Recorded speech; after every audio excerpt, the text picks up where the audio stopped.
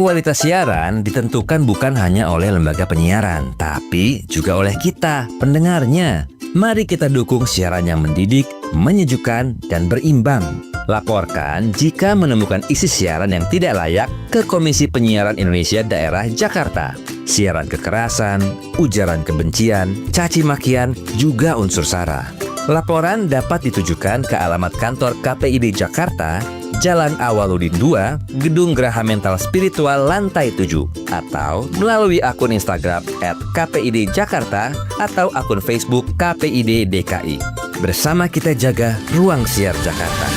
Komisi Penyiaran Jakarta, menjaga nurani dan budaya, siaran berkualitas, pemirsa cerdas, untuk Indonesia maju berjaya.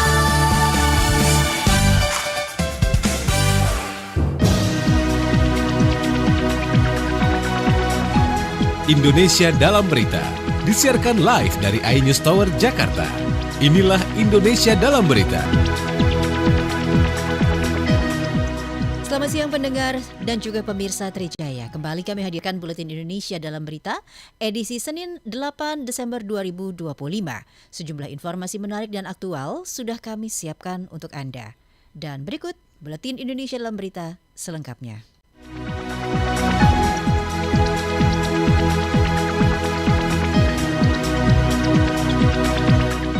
Pasca bencana yang menerjang Sumatera, upaya pemulihan terus berjalan. Namun beberapa daerah yang terpencil masih terisolir karena akses darat belum dapat dilalui. Kondisi ini membuat proses distribusi bantuan terhambat dan memaksa tim relawan bekerja keras mencari jalur alternatif.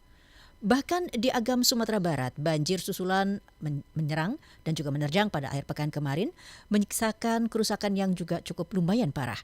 Jurnalis iNews di Agam, yaitu Wahyu Sikumbang, melaporkan banjir bandang menghancurkan akses jalan dan jembatan darurat yang baru saja dibangun. Akibatnya aktivitas relawan dan distribusi bantuan kembali terhambat.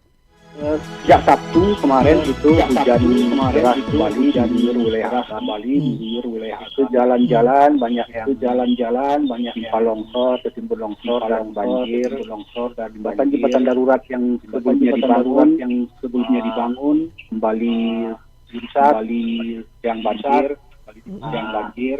Minggu paginya sudah mulai dibersihkan bersama warga, tugas royong membangun jembatan darurat, bersihkan material longsor yang besar-besarnya.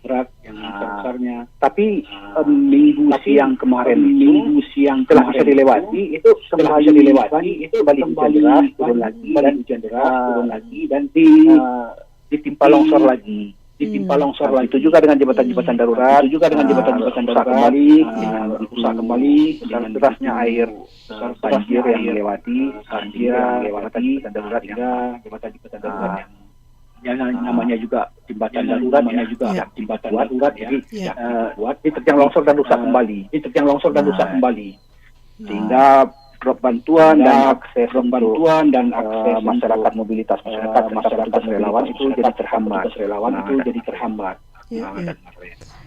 Jembatan yang rusak kembali itu jembatan beli gitu atau memang benar-benar darurat dari kayu gitu? Jembatan darurat dari kayu. Ada yang dari kayu, ada yang dari bambu. Sehingga akses belum masuk. Oke. Dan dalam rapat terbatas yang dipimpin oleh Presiden Prabowo Subianto kemarin, Kepala Badan Nasional Penanggulangan Bencana Letjen TNI Suharyanto memaparkan sejumlah daerah yang belum berhasil ditembus, yakni Aceh Tengah dan Bener Meriah di Provinsi Aceh, Agam dan pesisir selatan di Sumatera Barat, serta juga ada Kumbang Hasundutan dan Tapanuli Utara yang berada di Sumatera Utara. Yang pertama untuk Aceh kami laporkan untuk yang terisolir daerah masih cukup berat. Ada kabupaten di Aceh ini adalah Bener Meriah di Aceh Tengah, karena Lampung atau kelurahan yang terdampak itu masih ratusan. Ada untuk Bener Meriah 232 desa atau kampung, Aceh Tengah 295 desa di 14 kecamatan. Tapi yang lainnya seperti Aceh Tamiang yang kemarin sekarang sudah relatif sudah bisa masuk bantuan dari darat meskipun gampong yang terdampak juga masih 216 gampong. Selanjutnya kami masuk Sumatera Utara, Pak Presiden.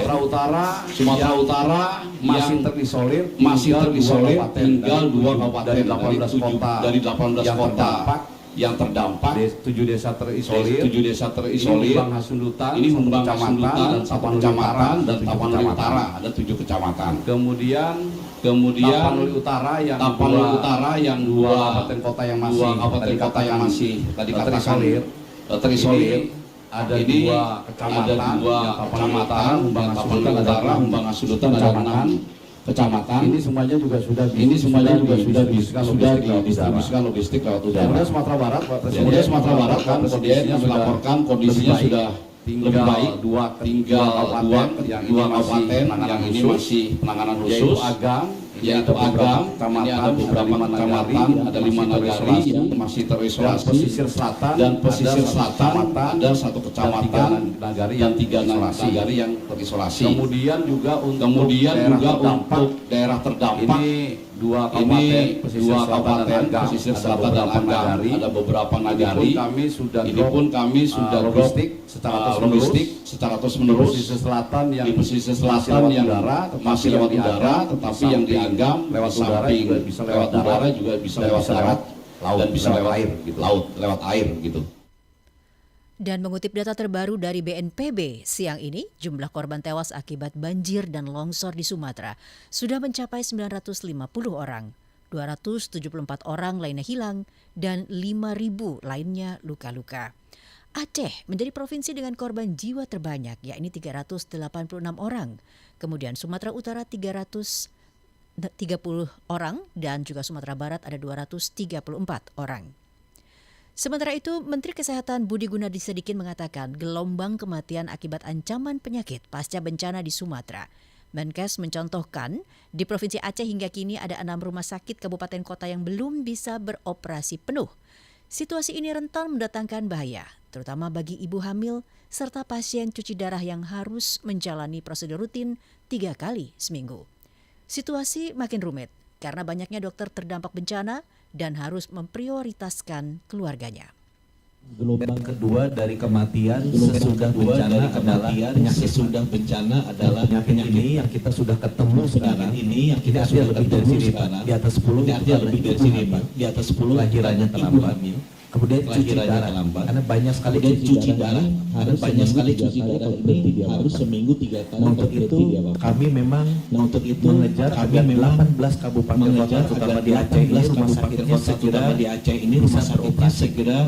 Sampai sekarang masih ada 12 kabupaten kota yang beroperasi penuh, ada 6 Pak yang masih ruang operasinya, ruang cuci darah, rumah sakit ada 6 yang masih belum penuh. Itu Aceh Utara, Aceh Utara, Aceh Timur, Aceh Meriah, Tamiang dan Gayo Luas.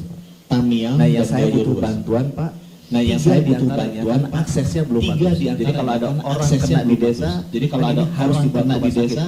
Ini harus dibantu di Bener Meriah. Yang saya dengar 3 hari lagi jalan akan terbuka. Aceh Tengah yang saya dengar 17 Desember akan terbuka dan 17 Desember akan terbuka. Kami membutuhkan bantuan agar akses jalannya ke sana terbuka sehingga masyarakat yang ada di daerah kalau udah hamil, kalau udah harus cuci darah itu bisa dibawa.